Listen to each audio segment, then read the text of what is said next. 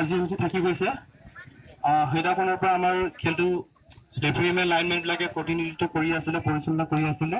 আমি সিহঁতক চিনাকি দিব পৰা নাছিলোঁ সাধাৰণতে হয়তো বেয়াই পাইছে কিজানি আমি এতিয়া চিনাকি দিব বিচাৰিছোঁ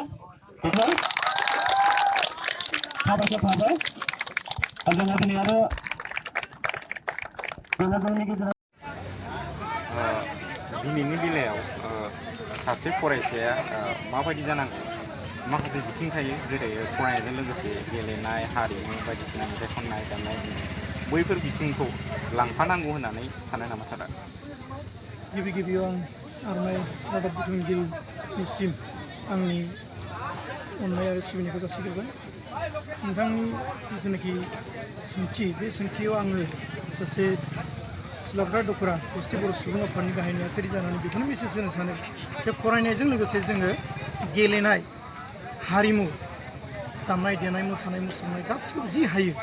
बेखौ जों लांफानांगौ मानो होनबा खायफा सोब मानसियानो दे फरायनानै साख्रि मोनजोबगोन बेबो नङा फरायनानै जुदि साख्रि मोनाबा जों बै एडिशनेल जिथुनाखि गेलेनाय जुदि गेलेनायाव बियो मोजाङै खालामलांबाय थादोंब्ला गेलेनायजों बियो जिउ राहा दानो हायो होननानै आं सानो आरो जुदि गेलेनायाव मोजां नङा बिथाङा जुदि हारिमु आयदायाव जुदि मोजां बे हारिमु आयदायाव बेहा जिउ खांनो हानायनि मोनसे राहा दं बेनिखायनो आं सानो आं खावलायगोन दिनै गुस्थि बर' सुबुं आफादनि गाहाय नेहाथारि जानानै जे फरायनायजों लोगोसे जोङो गेलेनाय दामनाय देनाय गासिबो हारिमु आयदायाव गोसो होनांगौ जोंनि लाइमोनफोरखौ आं बेखौ मेसेज होनो मोनदों दानि जाखांफुनाय माखासे फरायसाफोर दं जा फरायसाफोरा सम मथे बा गावनि टाइम मथे बिथांमोना दावगानायखौ साना एबा बेखारै बायदिसिना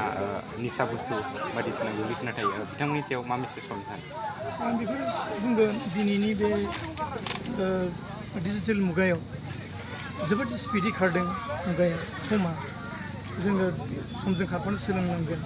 दा बे समजों खारफानायावनो दिनै मबाइलनि जुगजों खारफानायावनो मबाइलखौल' नायबाय थायो मबाइलनिफ्राय जों मोजां गाज्रि सोलोंनानै सोरबाया गाज्रिखौल' बांसिन सोलोंदों जेरै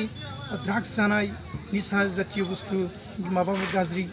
खेलाव एंगेज जानाय बेखौ जों नुबाय थादों आं दिनै खावलायगोन जे बेफोरनिफ्राय जानगाराव थानांगौ जों डिजिटेल मुगायाव जेब्लानाखि जों आगान होबाय जिथुनाखि जों आगान होबाय जोङो मोजां आयदा मोजां राहा लानांगौ आरो बैफोर निसा जातीयखौ जोङो एंगारनानै सोलिनांगोन आरो गार्जेनफ्राबो बेयाव सांग्रां जानांगोन जे आंनि फिसाया कलेजाव थांदों स्कुलाव थांदों बे थांबाल'बो जानाय नङा थाखि बियो सोरबायदि लोगोजों लोगो जाहैदों बिनि लोगोआ मोजां नंगौना नङा बे सम मथे न'आव फैदोंना फैयाखै बेखौबो गार्जेनफ्राबो नोजोर होनांगौ गार्जेनफोरनि माखासे नोजोर होयैनि थाखायनो दिनै माखासे गथ'फ्रा गावनि फरायसालियाव थांदोंब्लाबो आदा ससेयाव बियो गुबुन गाज्रि संगजोंसो बा गाज्रि हाबायावसो नांथाबनानै थादों बा कलेजाव थांदों होननानै बिथाङा कलेजाव ड्रेस पार्टि कलेजाव थांनो होननानै ओंखारलांदोंब्लाबो आदा ससेयाव बे बिथाङा जुदि बेलेग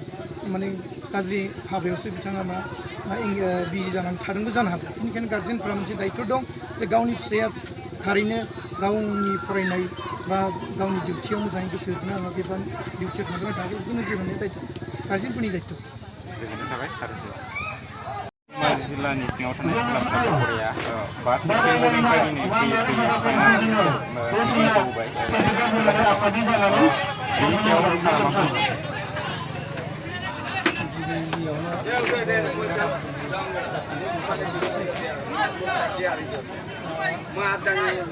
सिलाफ्रा दख'रा दुर्गा बर' फरायसा 10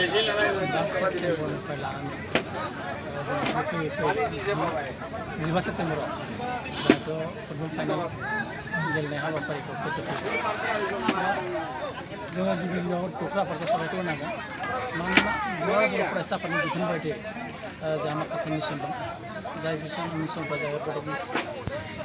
बर'फा मिशन सास्टेनेबल मिशन बर'फा बिजाथि आरो सोलायनाय मावथांखि बे हाबाफारिखौ जोङो जोंनि थांनाय समफ्रावनो फोसावनाय जादोंमोन नाथाय जोङो थांनाय समाव 2020 आरो 2021 मायथाइयाव गोबां COVID-19नि थाखाय जों आरो गभर्नमेन्टनि माखासे फोसावनाय एसअपिनि सायाव जों खामानि मावनो हायाखै आरो दा बिनि सायाव जोङो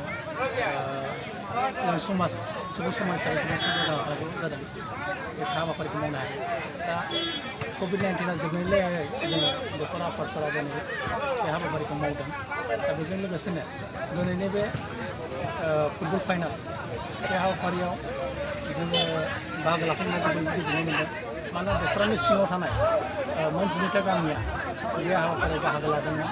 आरो बे हाबाफारिनि गेजेरजोंनो जोंनि माखासे लाइमोनफोरा जाहाथे गावनि केरियारखौ दानायाव साखाफारा जायो आरो बेबो मोनसे फुटबलाबो मोनसे गावनि केरियार दानाय मोनसे स्किल